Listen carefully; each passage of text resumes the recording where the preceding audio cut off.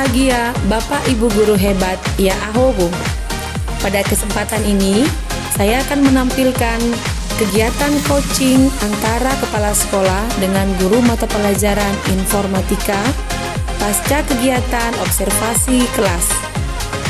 Kegiatan ini dilakukan untuk mengevaluasi kegiatan yang sudah dilakukan, sekaligus mendengarkan curahan hati guru mata pelajaran informatika pada saat melakukan kegiatan praktik pembelajaran di dalam kelas. Rencana tindak lanjut akan dilakukan dari hasil kegiatan coaching ini. Selamat menyaksikan, semoga bermanfaat untuk kita semua. Salam dan bahagia.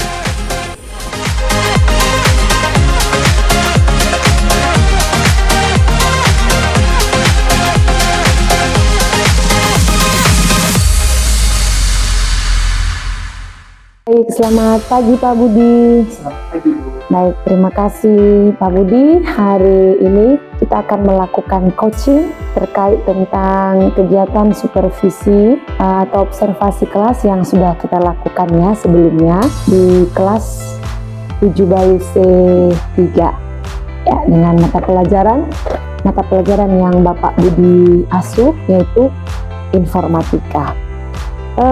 Kira-kira apakah Pak Budi sudah siap untuk kita melakukan coaching hari ini? Siap.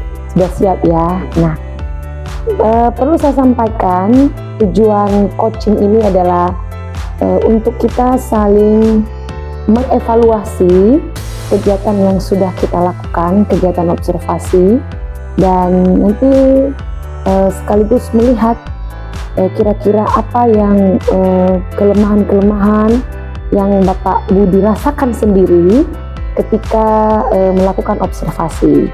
Jadi kita akan berdiskusi, menemukan solusi dan bagaimana strategi kita untuk memperbaikinya kembali. Nah, jadi karena Bapak Budi sudah siap, kita mulai saat ini ya. Kegiatan sesi ini, sesi coaching kita ini nanti bisa berhasil kalau Bapak Budi bisa membuka diri, mau bercerita, kesepakatan bersama membuat coaching kita hari ini bisa berhasil. Kesediaan Bapak Budi untuk menyampaikan bagaimana perasaan Bapak Budi selama mengikuti kegiatan observasi di dalam kelas. Yang pertama, bagaimana perasaan Bapak Budi ketika mengajar dalam kelas pada saat kegiatan observasi kita hari ini? Baik Bu, terima kasih atas kesempatan yang telah diberikan kepada saya untuk di coaching pada pagi hari ini. Dan pada pagi hari ini, pada saat proses pembelajaran, saya merasa sangat senang, saya sangat puas dalam proses pembelajaran pada pagi hari ini, karena siswa-siswi yang ada di dalam kelas antusias dalam belajar, aktif, walaupun di sana sini mungkin siswanya sebagian kecil yang tidak aktif. Jadi mereka bisa beradaptasi kepada teman-teman supaya bisa aktif di dalam pembelajaran. Baik Pak Budi, jadi perasaan Pak Budi sudah merasa senang ya, terus mungkin sudah merasa tenang, lega sekali rasanya. Nah, jadi untuk saya ingatkan kembali bahwa kegiatan observasi ini untuk kedepannya Pak Budi tidak perlu merasa tegang lagi, tidak perlu merasa grogi lagi, nervous, karena observasi ini kita lakukan adalah untuk memperbaiki kualitas mengajar kita, gitu ya. Baik, saya akan lanjut untuk pertanyaan yang berikutnya. Kira-kira dari proses pembelajaran yang sudah Bapak Budi lakukan hari ini, adakah yang berjalan baik dengan media yang digunakan? Atau ada mungkin yang masih belum berjalan dengan baik? Untuk proses media pembelajaran yang saya gunakan hari ini, semuanya bagus, sudah berjalan sesuai dengan saya rancang. Dan walaupun ada cenderung yang menonjol di media pembelajaran yang saya berikan adalah tentang pemberian video. Mereka di situ cenderung menonton video daripada mendengarkan audio, karena di video itu sudah tercantum semua materi-materi yang akan dipelajari pada saat itu. Sehingga walaupun sebagian kecil yang tidak menonton video, saya membagikan sebuah bahan ajar untuk mereka baca yang yang melihat video. Baik, artinya media yang digunakan semua dapat berfungsi ya untuk pada pembelajaran berdiferensiasi konten, baik video yang sudah disajikan, demikian juga bahan bacaan untuk para peserta didik kita. Nah, seberapa efektif metode belajar yang digunakan? Untuk metode pembelajaran yang saya gunakan hari ini sudah efektif. Cuman masih ada hal-hal yang perlu saya benahi. Contohnya pada saat awal pembelajaran pertama, saya di situ tidak mengabsen siswa. Habis itu berpikir bahwa yang mengabsen itu adalah guru yang pertama masuk di dalam kelas. Sedangkan saya melakukan pembelajaran di les terakhir. Dan selanjutnya saya dalam proses pembelajaran saya tidak mencantumkan di situ langkah-langkah pembelajaran. Asesmen kognitif itu masih banyak sebagian siswa yang mengerti akan asesmen awal yang saya lakukan. Cuman dari contoh-contoh yang saya berikan tersebut ada sebagian objek atau gambar-gambar yang tidak mereka pahami atau yang jarang mereka lihat di lingkungan sekitar mereka. Oke, baik Pak Budi. Artinya secara umum dulu bahwa metode belajar yang sudah Bapak Budi terapkan tadi di kelas 7 Baluse 3 sudah berjalan dengan efektif. Hanya ada beberapa mungkin yang bisa saya kategorikan itu mungkin karena Pak Budi grogi ya. Nah, karena kan kita baru melakukan observasi di dalam kelas dan itu hal-hal yang wajar kalau kita agak nervous. Selanjutnya adalah kira-kira dari proses pembelajaran yang sudah dilakukan tadi, adakah cara efektif yang Bapak Budi lakukan bagaimana merangsang para murid itu bisa aktif seperti tadi? Mereka bisa berdiskusi dengan sangat alot, lalu pada kegiatan asesmen tadi ya mereka berusaha walaupun ada banyak tadi gambar yang mereka kurang paham, yang seperti Pak Budi bilang, karena mereka tidak pernah temukan dalam kehidupan mereka sehari-hari.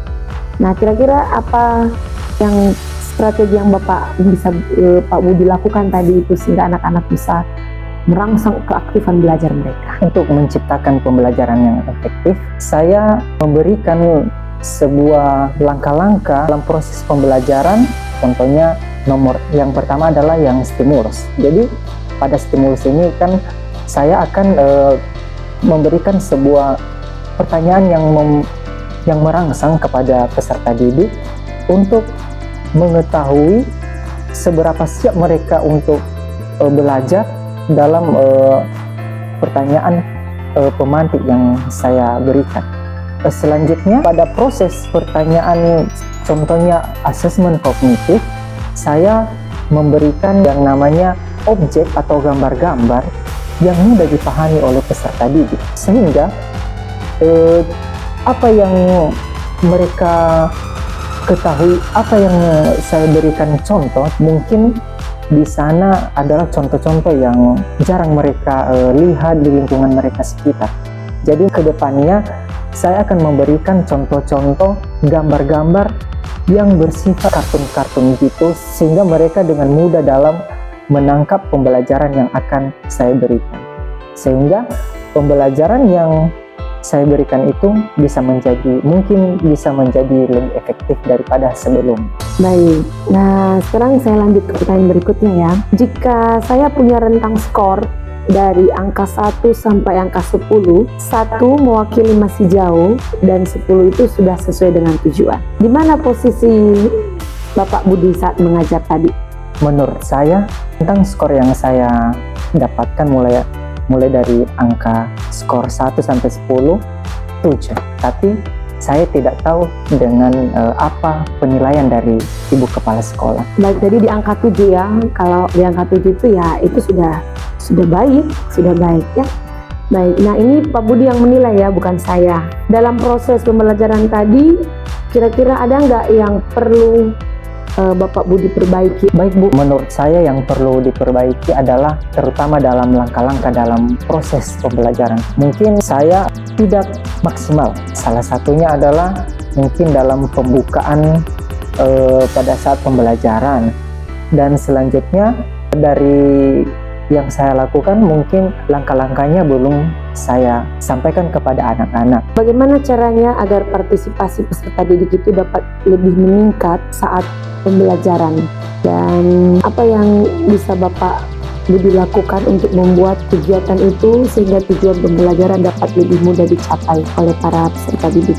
Menurut saya, untuk mencapai tujuan pembelajaran yang saya lakukan di dalam kelas, dalam proses pembelajaran, saya tidak berfokus kepada peserta didik. Saya tidak hanya berfokus kepada peserta didik yang mampu saja. Saya juga mau berfokus kepada peserta didik yang selama ini pasif terus. Supaya tidak terjadi kesenjangan di antara para peserta didik ya, artinya tidak hanya memfasilitasi para peserta didik yang berkemampuan lebih dari yang lainnya, tetapi anak-anak yang memang kurang mampu itu bisa mendapatkan hak yang sama. Nah, itulah tujuan dari kurikulum Merdeka ini, bagaimana setiap anak itu mendapatkan hak yang sama dalam proses pembelajaran, sehingga kita lebih diharapkan kita bisa lebih berfokus juga kepada hasil yang baik yang diperoleh oleh para peserta didik. Pertanyaan berikutnya ini, ide-ide dari yang sudah Bapak Budi sampaikan tadi, kira-kira apa yang bisa segera Bapak Budi lakukan? Dari ide-ide yang nanti seperti tadi kan kedepannya saya akan buat seperti ini. Nah, kira-kira dari ide-ide perbaikan dari sudah yang Bapak Budi sampaikan tadi sebelumnya, apa sih hal yang segera Bapak Budi ingin lakukan untuk memperbaiki lebih baik? Ide dari saya adalah ketika proses pembelajaran mungkin udah selesai, saya memberikan kepada peserta didik sebuah tugas yang akan dikerjakan di rumah. Jadi tugas ini di rumah tujuannya supaya mereka tidak cepat lupa terhadap materi yang telah saya sampaikan, sehingga mungkin berkesinambungan ketika ditanya tugas yang pernah disampaikan, mungkin mereka bisa menangkap dengan baik. Dari beberapa yang sudah disampaikan, kira-kira yang akan Bapak Budi kerjakan lebih dulu yang mana itu? Dari beberapa hal yang tadi yang sudah disampaikan. Selain tugas-tugas yang mungkin saya berikan kepada mereka, saya juga menganjurkan kepada mereka bahwa setiap pembelajaran yang disampaikan pada hari ini, mereka harus menyimpulkan di catatan kecil mereka. Ya, jadi catatan ini nanti akan mereka catat, karena buku cetak yang mereka pegang selama ini pasti akan diambil lagi oleh sekolah, sehingga catatan yang mereka pegang selama ini bisa mereka baca-baca kembali dan mereka belajar kembali dari apa yang telah dipelajari pada saat pembelajaran informatika. Kira-kira kapan Bapak Budi akan mulai mengerjakan rencana-rencana yang sudah Bapak sampaikan ini? Untuk rencana yang saya lakukan ini pada waktu ini akan segera saya lakukan. Jadi ketika ada pembelajaran informatika ke depannya, saya langsung mengimplementasikannya kepada peserta didik, dan mohon kepada Ibu Kepala Sekolah supaya bisa mendampingi saya kembali. Baik Pak Budi, saya akan terus mendampingi terkait dengan hal-hal yang masih Bapak Budi butuhkan.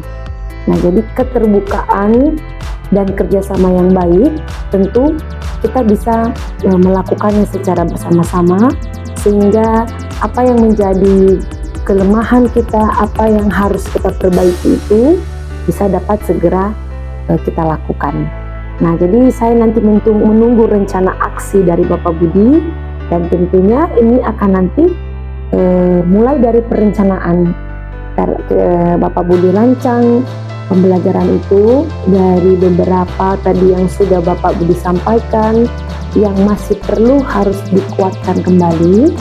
Lalu setelah itu nanti Pak Budi bisa melakukan diskusi, bisa juga melalui teman sejawat, bisa diskusi dengan saya langsung, dan sampai nanti kita merencanakan kapan waktunya, kita bisa observasi kembali di dalam kelas. Nah, jadi seperti itu. Kira-kira ada yang ingin Bapak Budi sampaikan terkait tentang materi coaching kita pada hari ini? Baik Pak Budi, saya senang sekali kegiatan coaching ini bisa kita selesaikan dengan baik sekali, dan banyak hal yang menjadi masukan baik kepada saya sebagai kepala sekolah, sehingga saya bisa tahu apa sih yang dibutuhkan oleh guru di sekolah ini, masuk kepada Pak Budi.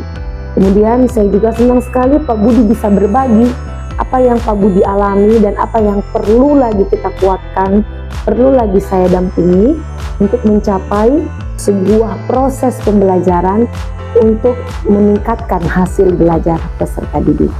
Nah, jadi semangat untuk Pak Budi, kita terus memberikan yang terbaik, dan tujuan kita hanya satu, bagaimana agar terjadinya peningkatan pada hasil belajar peserta didik. Jadi sekali lagi terima kasih Pak Budi, dan teruslah berbuat yang terbaik. Terima kasih juga Bu, mohon dukungannya terus untuk saya. Terima kasih Pak Budi.